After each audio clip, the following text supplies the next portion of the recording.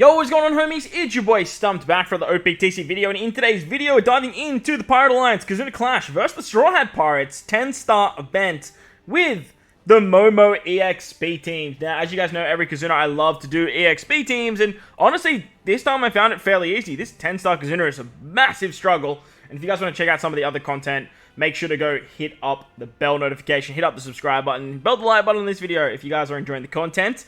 But I did put out some buildable teams, some new batch teams, like with Blackbeard and Worldwide Celebration units and all that fun stuff for this 10-star event. And honestly, it was quite challenging to do if you don't have the new characters. However, the MOMO teams, they actually did it fairly nicely. So in true worldwide fashion, they made this 10-star way harder than it needed to be. But let's take a look at the MOMO teams for this KIZUNA Clash. We're going to start it off with the Dex variation. We're going up against Robin and Jimbe as the Straw Hat Pirates. The recommended characters obviously are the Toby Ropo and Basil Hawkins, but we don't have to worry about any of that. Shooter-driven and powerhouse characters get all the good stuff. On stage 2, your left-hand column is turned to block orbs. Your right-hand column is turned to unfavorable slots. 5 turns of defense up and 5 turns of resilience. On the final stage, after level 31, because that's what we're looking at today, everything is after level 31, there is full immunity to instant defeat specials and grey shields. There is full immunity to everything except boost damage taken. 99 turns of normal attacks only. 3 turns of a Wano slot barrier for 2 turns. All type orbs will be treated as unfavorable. Your top row get block slots, your middle row get unfavorable slots, and your bottom row get bomb slots. You can only use 2 specials on the final stage.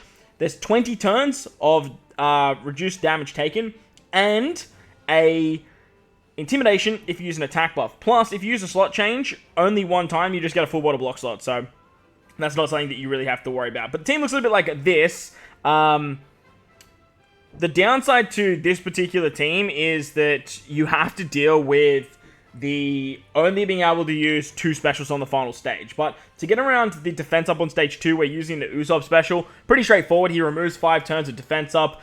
We have the attack boost of Momo and the end of turn damage of Momo available to us, so that way we can just basically utilize that to get through the resilience, and then we can move on to the final stage. Now, the final stage, as I mentioned, you can only use 2 specials, I believe. It's for 3 turns, you can only use 2 specials, and the big one you have to get around is the reduced damage taken. So because of Momo having the carryover attack buff, we don't really have to worry about an attack boost on the final stage. Plus, if you use his super type on stage 2, you get a full bottle of Wano slots. On stage 3, you also get another full bottle of Wano slots. It works really nicely as long as you have a Luffy on the team, which we do with Luffy and Ace. And then with this particular team, we're going to be using the Jimbe, Treasure Map Jimbe right here, to remove all cases of damage reduction. Plus, because we have an attack boost, he becomes a chain boundary unit, or he's a chain boundary unit because we have an attack boost, vice versa, it doesn't really matter. But it's for Psy characters, fighter characters, and powerhouse characters, which, ironically, this whole team is, except for Usopp, which is not a problem whatsoever. The final special, you guys can choose which one you want to use. You can have a chain boundary, you can have an attack boost, you can either use a chain boost and a color affinity with the Sweet 3, or you can utilize the special of Luffy and Ace to get an orb buff. Either way, you're going to be fine. Probably using the Luffy and Ace special will be a little bit better.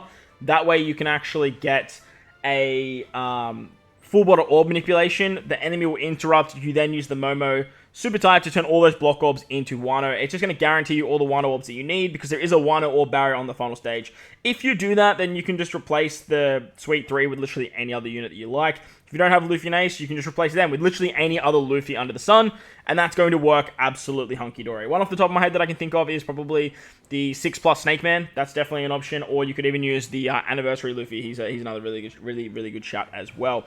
Moving on to the next variation against Robin and Jimbe, the Strength variation this time. Cerebral, Driven, and Slashes, I believe, get all the good stuff. On stage 2, there is a 1 turn of getting normal attacks at 1.1.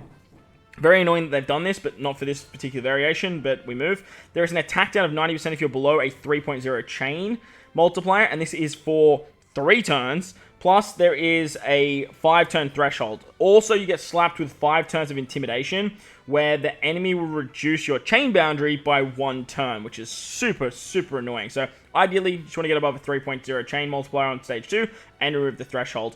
After level 31 on the final stage, Robin and Jimbe, they do the instant defeat stuff. They give you 5 turns to remove sound effects, normal attacks only, full immunity except for defense down and increased damage taken. You get a full board of unfavorable slots. 10 turns of a 2 perfect barrier hit, 1 turn of fear, 6 turns of defense up, and 4 turns of damage nullification.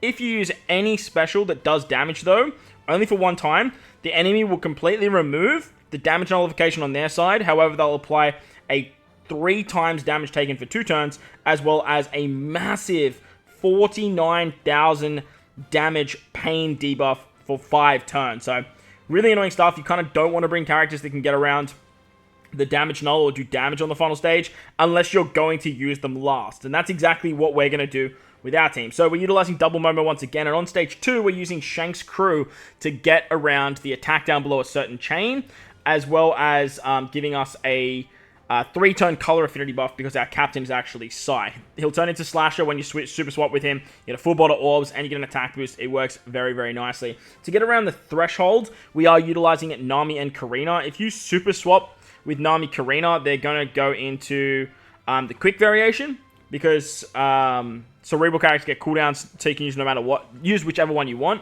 But then you use the Karina special to remove the threshold. Hunky Dory, Bob's your uncle, see you later. You have an attack boost, you have an orb boost, you can easily kill stage 2. Plus, you have a color affinity buff as well. Or actually, no, you won't get the color affinity buff because of that very annoying debuff.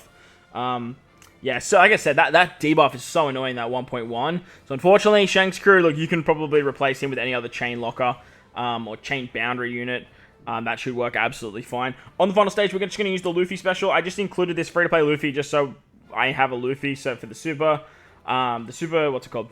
The super type of Momo, just to get some Wano slots. Not that it really matters too much because we're using Zoro Sanji. But this Luffy, he can actually, oh, he deals damage. I mean, we're not going to have recovery orbs. Based on the number of recovery slots.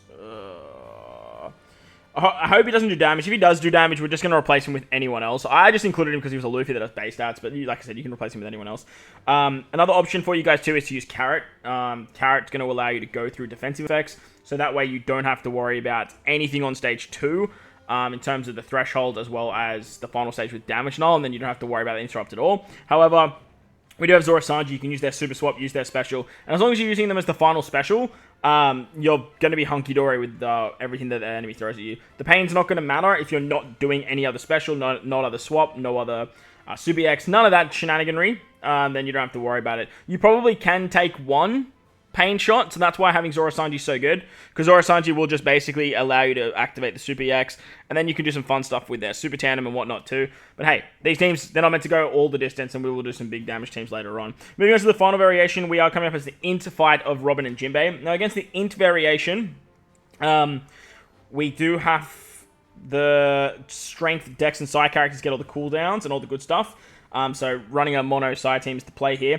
On stage 2, all orbs get turned to unfavorable. There's 1 turn of damage null again, another barrier, which is very, very annoying, and then 3 turns of damage reduction. On the final stage, after level 31, there is all of those annoying debuffs where you can't blow away and stuff. And then on the final stage, there is normal attacks only, full immunity except defense down and increased damage taken. Basically, every single slot is going to become unfavorable at a 0.5 rate, unless it's a super bomb or a Semler slot, from what I can see in the infographic. So basically, every orb, including Wano's, will be, and Rainbow, and G, basically everything, will turn into a slot multiplier of 0.5. There's 7 turns of damage reduction, and then 2 turns of increased damage taken at 5 times. On defeat, you take 100,000 damage, plus the enemy has a self-heal at 40%.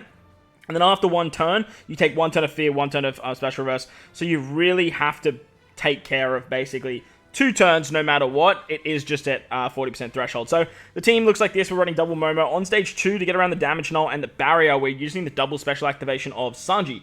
The free-to-play Sanji is great because he can just get through the barrier, get through the damage reduction, damage nullification. You just need to make sure you bring a support on him that is a Luffy, so that way you get the double special and all the fun stuff. You can use a Momo special here to get around damage reduction. That's going to work hunky-dory. But what you actually want to make sure you do is super swap with Nami and Karina. Super swapping with Nami Karina is going to give you a particular buff on your side of the field that turns G slots into a 2.25 multiplier. This is very important because it's 3 turns. It'll basically counteract what the opposition's trying to do by reducing your orbs to 0.5. Very important that you super switch here. Cannot stress that enough. Otherwise, you're going to be up ship creek without a paddle. You're going to get some base stats here as well, and that's all fun times. But that's the big reason Nami Karin is here. On the final stage, you can use that special then. You can use that special on stage 2. It doesn't really matter what you want to do, how you want to go about it. You just need to make sure you start as Nami, so that way you get the super swap ready to go. On the final stage, we're going to use Zoro for the 3-turn orb boost. Remember, Momo has the carryover effect of all of the attack boosting shenanigans. Plus, because I believe we have a Zoro on the team, we get access to... Oh, no, we don't. So we're going to have to find a way to put one of these particular characters on the team. See, that's why I just kept including Luffy's, because I was just like, I know Luffy is part of this, whilst everyone else just really isn't. So the other unit I had on the team was Roger and Whitebeard. Look, Roger and Whitebeard, they're completely replaceable with literally anyone. So for now, we're just going to slap Yamato on the team, just because I know for a fact that there is a Sai Yamato. So she has a chain boost. It is what it is. But for now, we're going to leave it looking like this. Pretty straightforward, like I said, with the Momo teams. No real ifs or buts or shenaniganry too challenging to get around. But obviously, all of these teams, they're not going to last forever. And being a super boss, look, you may not even use them. But if you do, and you enjoyed the video, belt the like button, hit the subscribe button, do all that good stuff. Most importantly, wherever you guys are in this beautiful world, please remember to enjoy the rest of your day. As always, homies, thank you all for watching, and I will catch you all in the next one.